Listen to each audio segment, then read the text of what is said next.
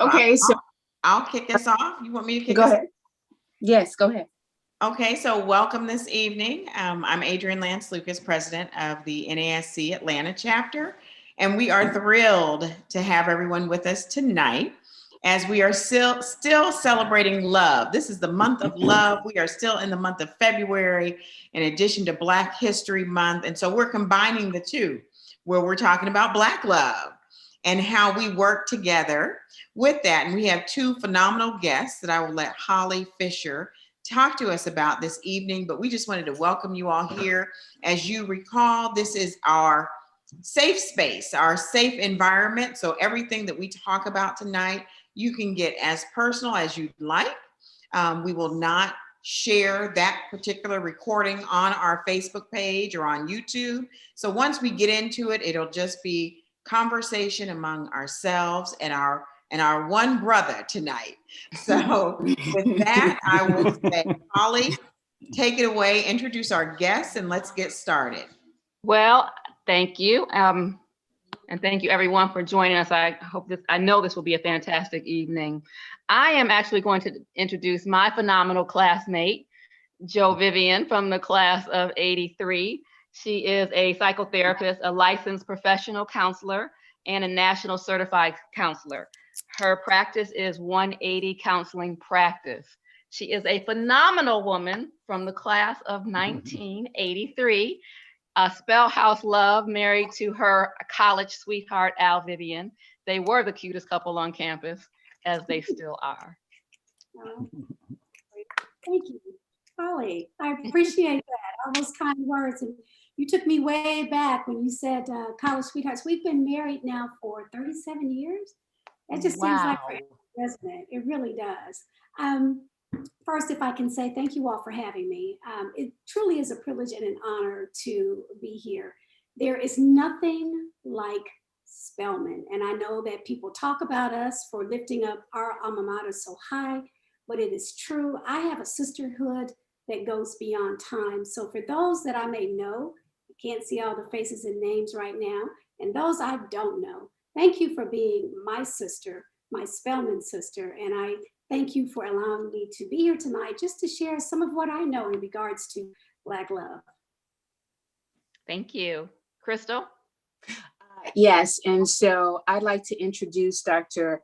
Aaron Turpeau, who is a graduate of Morehouse College, class of 1987. He has a Master of Divinity degree from the School of Theology at Claremont University, and as well as his PhD from the University of Georgia. He is certified and is one of the top 3 marriage counselors in Atlanta. He has been doing this for many years and has also been nicknamed America's Black Love Doctor. I know Dr. Turpeau personally because he has helped me through my transition in life. And I promise you, if you listen to the guidance that he gives, you're going to be all right. So everyone, Dr. Aaron Turpeau. All right. Well, thank you very much, Crystal. Thank you all for having me, my Spelman sisters. Much love to you all. Air hugs. I'm good at air hugs now since COVID. So yeah, air hugs to everybody out there. I have a great love and respect for Spelman. When I was there as a student, but a lot of my family members are Spelman graduates. And I have to admit, and I concede that about all the colleges, HBCUs, I would definitely say Spelman is our flagship institution. So much respect. Thank you. Okay, so I'll let you all kick it off. Okay, so with that, we will let Dr. Turpeau and Joe start us off with our conversation on managing relationships and dating during a pandemic. Okay, all right, well, thank you very much. Thank you, and I'll depend on you all for let us know how we're doing on time and all that. How much time do we have to do this segment? Sister Vivian. Approximately 30 minutes. 30 minutes or so, okay. All right, so Sister Vivian, let's you and I just talk a little bit. I got a couple, I jotted down a few things that we could possibly talk about here and get each other's perspectives on. Let's talk about the first segment, what they mentioned. They said that they would possibly be interested, and that is managing relationships, particularly during the pandemic, but I'm sure overall. And I'll just kick off and I'll just tell people what I've noticed during the pandemic in particular. And you can tell me your thoughts as well. I've noticed the marriages, it seemed to be, this pandemic has seemed to be good for some marriages, but it's actually been stressful for others. And so I don't know what your take is on that, or what are some of your thoughts, Sister Vivian, on that? You are right on the money. First of all, statistically, it shows that 67% of people report that their relationships, particularly marriage, are feeling strained during the pandemic, but more so for those who have suffered a financial loss of some sort. Mm-hmm. But that in and of itself did create disruption in marriages, surprisingly. Divorce is actually down. People are actually having more sex that are married or cohabitating. And people are saying that they have a greater appreciation for their spouses, like at a 63% rate, and they have a deeper commitment to their marriage through the pandemic. And that is totally different than what was being reported at the beginning of the pandemic. Mm-hmm. Yes, yes. I've noticed a similar thing. It's been, as I mentioned, it's been good for some.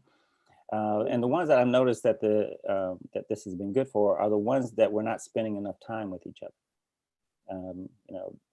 This pandemic has helped a lot of people come together. They were too busy out there in the world in the rat race. It's done a lot of things that men have needed to do, and that is come home and not be into sports so much and what have you. And a lot of the wives have been saying that this has actually been good for their relationship, that they actually are spending more time. They've been reconnecting. And that's where the more sex and the more intimacy and those types of things. And a lot of people who have had travel jobs, they haven't been traveling. And it's been good in a lot of ways for a lot of marriages. On the other hand, it's been stressful for some because there is an optimal, depending on the couple, there is an optimal amount of time spent together. And for some couples, they were fine before the pandemic. But since the pandemic, they became even closer, and it kind of disrupted that optimal balance. And they started being more stressful with each other and on top of each other. And so I've been hearing it both ways, and it's very interesting to me. And I've been hearing both sides. What do you thought? Notice any of that? I agree 100% with you. And one of the things that I've done with my clients who have reported conflict as a result of too much time together is to begin by sitting down and having an earnest, heartfelt conversation with each other. One of the things that our relationships have longed for, in general, not specifically, but in general, is vulnerability. People literally run from vulnerability. And as a result, they think that they're going to have intimacy, which hopefully leads to sex. Well, sex is more natural than it is intimate, sadly enough to say. I mean, you can have sex with no intimacy whatsoever. If you watch enough movies and television shows, you can figure that out. But if we deal with becoming vulnerable, then you get everything you want in the package. Vulnerability in that relationship that is struggling with both partners being in the house more than they are used to begins with them sitting down, having that heartfelt, honest discussion about what your needs are, what's bothering you, what needs to change without pointing fingers. And then that individual being able to hear their partner without getting defensive. I think once you set good boundaries, everything else kind of falls into place. The other boundary that I have found my more successful couples have put into place is that they created boundaries around work even. And people came home from the pandemic and it was like, oh, I don't have to drive. I'll get up 2 hours later and nobody can see me, so I'll keep my pajamas on all day long. But then there becomes a laxed behavior in the home. You're now doing things at a certain time that you never did before when somebody else may have been actually doing real work at that time. And so setting work boundaries, what time you get up, what time you go to bed, what room you actually do your job in, and avoiding your bedroom or your common areas if you can has been extremely helpful for a lot of couples to maintain good communication and get along well with each other. Oh yeah, I definitely believe you need to have, if you can, you need to at least have a space, if not a room. Like this is my room. This is where I do my work. My wife has her room. At least a space that's dedicated to that, and let people know, close the doors. I'm going to be online. Don't come in. If you do, watch, because people get surprised sometimes what's going on in the background. I've heard so many people's smoke detector batteries go on beeping off. I was like, man, nobody knows how to change their smoke detector battery, and and dogs barking. My dog sometimes as well, and babies. People have been changing the babies' diapers right there on my sessions with them in Zoom, and so we really need to. It's ideal to really separate that space and set aside the time and put more self-imposed structure, self-imposed boundaries, because the workplace isn't doing it for you now. So you really have to get a good choreography going on between the two of you if you're with someone, if you're living with your partner.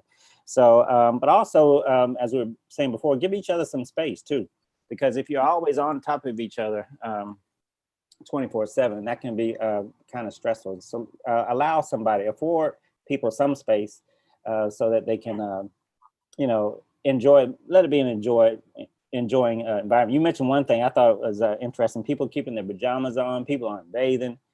That's not attractive. So if you're smelling crunchy and looking crunchy, a lot of times it's not it's not attractive. So keep that in mind too, to try to respect your partner in ways and bathe for them. I mean, we do it for the people in the workplace. And I say, hey, who do you value people more in the workplace or your partner at home? Now you say your partner at home, well, okay, well, give them some of the same respect. Don't be so casual that you're not worried about them. What do you think about some of that? You're right on point, but I think too, we can't negate the fact that there are people dealing with some emotional issues as a result of the pandemic. Oh yeah. I'm living in a, what do you call that? It'll come to me. But anyway, we're living in a time where we're dealing with a pandemic that has crossed the world. So we're in a collective trauma.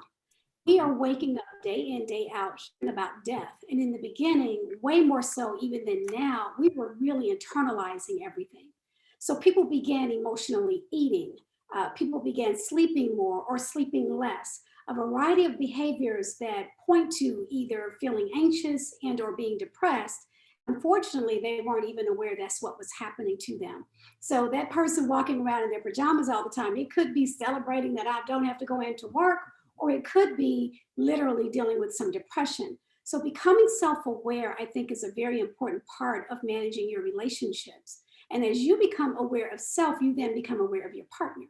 And so if you can regulate your own emotions, that cuts down on arguing and bickering. It also helps you to really see when someone's going through something, you can be more empathetic with them and be there for them. That goes back to what I said again, being vulnerable, being able to look at your partner and say, I'm afraid, or I am sad today, or I feel lonely today.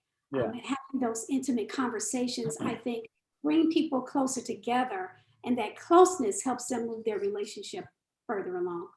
And I agree with you there as well. And that's why I tell people it is good to have marriage counseling. In our community, a lot of times people say, well, I don't need marriage counseling, particularly men.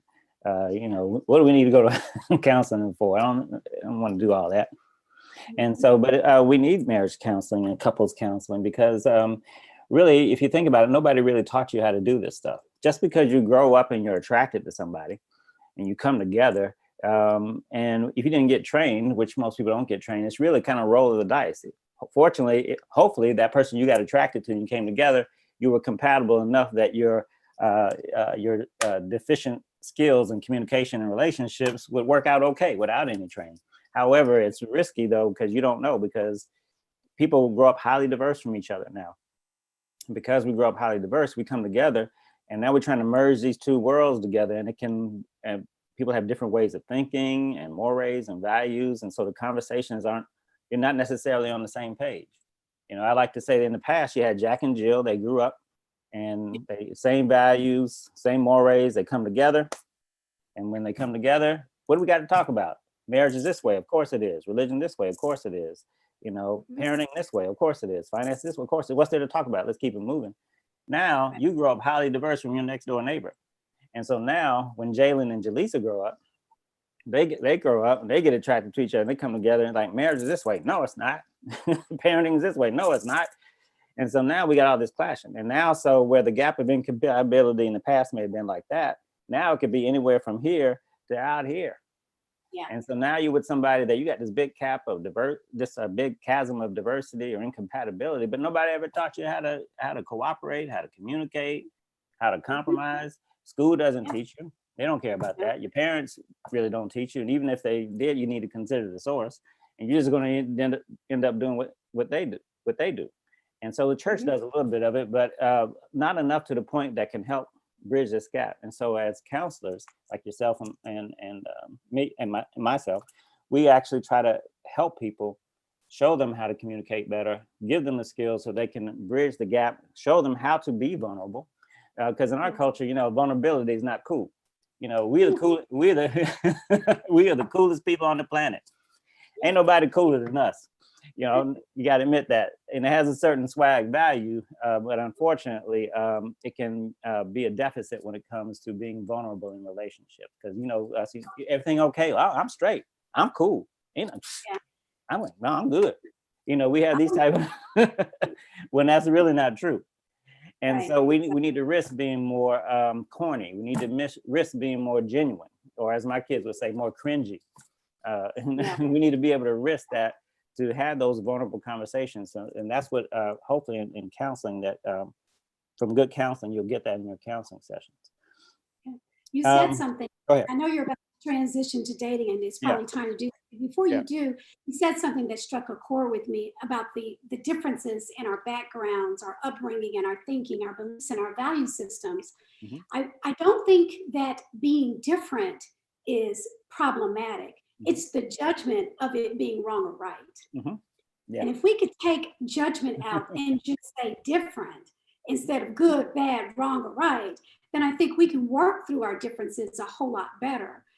We tend to put our way of thinking and doing and behaving above anybody else's. And once you have hierarchy in anything, we saw that through the political system this political season. Once you start thinking you're better than, that somebody is less than, no matter what the differentiation is, it's problematic. And I think so often in dating, you don't see it as much because dating quite often skips over the get to know you to the degree that it should exist.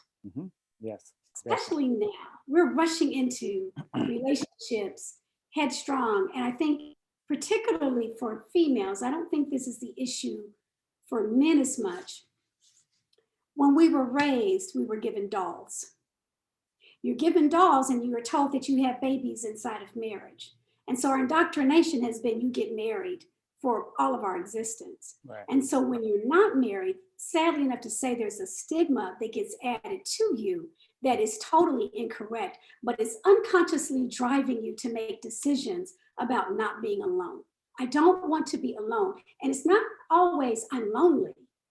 More so, I don't want to be alone. And so we skip over that valuable time of just getting to know each other, talking, asking those questions that lead to vulnerability.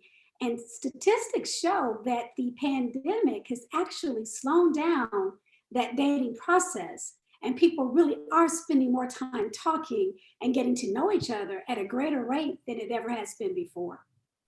Yeah, and moving on to dating, you're exactly right. I was going to say that has been one of the upsides of the dating during the pandemic, is that it is slowing down relationships. It's slowing down the dating process. People aren't jumping into the physical so much or jumping into sex so much quickly. I've often have thought that we rush into sex too quickly these days. My wife and I were just having the same discussion earlier that, it's just way too casual now.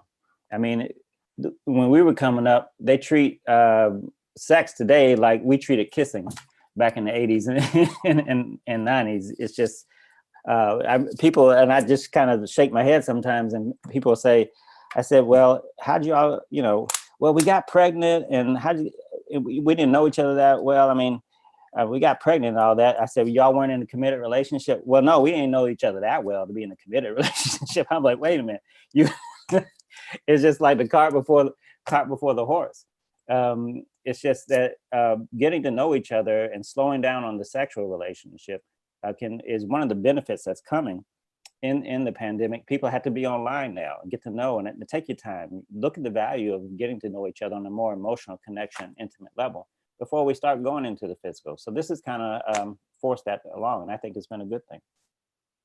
Yeah, I agree. I agree. You know, again, sex is sex. Sex is always going to be there. It's always going to be in the middle of any dating relationship and marriage relationship. And I think Hopefully, yeah.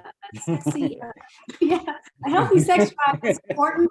Not ever telling anybody to turn it off. Funny enough, I have found that clients who literally force themselves to stop thinking about sex at all before they got married struggle turning it back on after they get married. Yep. Desiring sex is healthy. It's very normal. It's learning how to manage it. That's the whole issue right there. And I think the pandemic has helped people to learn how to manage it in a different way, a more healthy way. I don't think people are stopping having sex before they get to know each other. You're still going to have that piece of it, but I think people are thinking about how I can date in a safer way, which causes them to slow down the dating process. Yeah, sex is healthy. I think it's, but I think it's needs to be treated a little bit less casually, and it's up to you to decide when, if you want to wait till marriage or you're engaged, or everybody's got a different rule. Some people have a year rule, a 6-month rule, a 90-day rule. I think. Or no rule. And so we can push it out a little bit longer than what it is. It gives time for people to get to know each other. So you're not just joining someone like that physically and your soul joining with somebody, and the risks of diseases or pregnancy or the Rona now, and you might get. So I've had, when it comes to dating, I've had clients, which I think is a smart thing. They take it slow online, and they see each other's Zoom dates and things online. And when they might meet each other outside somewhere, and they wear masks and keep their distance. And what a lot of people are doing on dating is they go on walking dates. They go on trails or hikes and these types of things, or out a restaurant with outside patio or dining. And I think all these are great things. And then what they do next is they'll say, okay, well, if we're liking this, if we're feeling each other, how about we go get tested? And then they might go get tested together or separately, and they show each other their reports. And then that way that they feel more comfortable being with each other on a more intimate basis. So that's been what I've noticed for my clients. Any thoughts on how you feel about that? You're right on the money. One of the things that I do like is that a lot of the dating sites have integrated the COVID questions in their questionnaire. So you now can express what your boundaries are for dating. I insist on us wearing masks, for however many months in our dating process, or weeks or days. I insist that we remain 6 feet apart, that we arrive at venues or wherever we're going in separate vehicles, that we will not date in each other's homes. I would prefer to date you online first for however many dates. All of those sites are beginning to integrate that into the process, which makes it a lot easier. Now, we know if you live in Atlanta and you have driven anywhere on a Friday or Saturday night, in-person dating is still happening the exact same way it used to happen a long time ago. Nothing has changed for some people. And the reason why is our risk levels are different. So I thank God every day that I am not single, because I would have a problem being single. I just would not know how to navigate dating after being married as long as I have. There are people who navigate it well. They know where they can go. They know where to sit. They know what restaurants have outdoor seating. They've come up with ways to connect with folks and still have remained safe. I would do it because my risk level isn't that high. Mine is much lower. So I always tell people, whatever is best for you in dating, know what you want, set your boundaries, and stick to it. Because if you don't know what you want, the person you meet can very, very easily push you off of your mark. So I think it's important that you go in having decided first, what are you looking for when you're dating? Are you looking for casual, regular casual, frequent casual? Are you looking for a long-term commitment? Are you looking for your spouse or life partner? I think that's the first thing that's so important if you're going to date during the COVID season. And then, as I previously said, set your boundaries, know your boundaries. And even if you're dating on site, I think it's important when you first have that first video conference with that person or see them in face-to-face, then you all go back over the very rules and boundaries you put in place to make sure that they are in agreement. Because having it on there and agreeing are two different things. Yeah. And then the last thing I would say people need to do, and it's so important, is to make sure you're authentic in this dating world. Mhm. I think that's half of the problem with finding someone that you really connect with long term, is because we put our best face forward when we're going on app sites or we're meeting somebody at a bar or a restaurant or wherever we may meet them. And so we leave out the quirky things about ourselves. What did you say your kids call it? Being what? Cringy. Yeah, cringy. Leave out those parts, right? You don't want anybody to know that you enjoy rock painting or whatever you might do. But I think being able to remove that mask and being genuine, you're more likely to connect with someone who's genuine. Right. People right now are lonely, they're alone, and a lot of people are suffering from touch starvation. Mhm. And when you are in your emotions about your dating state, and you have gone, I know people who have gone 8 months, 10 months, 12 months, and they've not had the biggest organ of their whole body touched. Mhm. Then you find people calling any and everybody to reconnect because they're lonely, they're alone, and they want to be touched. Our human body was meant to be touched. We do a lot of communication with one another from touching. And so that's why if you are going to get back in the dating scene, if you're dealing with any of those variables, set your boundaries, know what you're really looking for so that you don't enter into something that you'll regret later. Yeah, and I think it's particularly important for women to treat yourself like you're the prize. And I'm constantly reminding my female clients, you're the prize. Yeah. Make your demands. Decide what you want. Make your demands. You know, if we're going to get together, then I would like for us to wear a mask. Now, if he's got a problem with it, then that tells you something about him. Exactly. Maybe you don't need to be with. You can screen him out right there.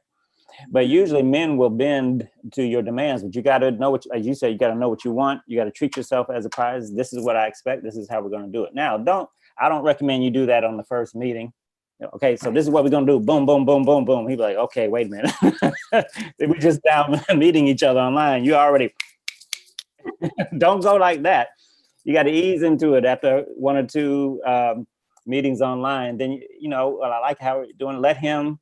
Again, I tell women, let him say, okay, well, how about we get together? Don't say, okay, we need to meet here at this time. Just say, okay, well, if you like to get together, then I would be more comfortable if we would. And then you will have already decided what your parameters are. And then you start sharing what your parameters will be, for you to feel comfortable. I went to a restaurant today to pick up some food from my parents because they're older and I don't want them really out. So they asked us to go pick up food. And I went to a cafeteria today.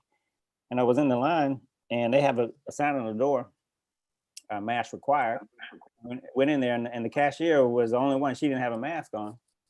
And so I got my food and I was like, hey, you know what? I'm really not comfortable with you not wearing a mask. I mean, you got a sign on the door and you're not wearing a mask. So that's real hypocritical. I said, so, she was like, oh, yes, sir. I'm sorry. I said, well, my mask didn't fit. I said, okay, well, maybe you need to find somebody to give you one that will fit. I got my first vaccination shot and I'll get my second one. I'm still gonna wear the mask because people need to realize, don't get lax because you get vaccinated because that virus can still live up inside of there and you can still be a spreader. So don't get too lax when you get vaccinated either and make your demands. I said that whole story because you can tell people if they want to be with you, then these are your requirements. If not, then they can kick rocks, keep it moving because you're the prize. And that's the type of attitude you need to have. Exactly. So, okay. Only one thing you said, Dr. Turpeau, I got to ask you. You said you got to wait for the man to say, I'm going to take you out or we're going to go somewhere. What happens if they never say it? Can't we? And then he ain't that into you. So you're saying some men, it's not that some men just are less aggressive. If they don't invite you out, they just aren't into you. Yeah, well, some men are less aggressive, but do you want a man like that? I mean, we're not talking about me though, right? We're not talking about me.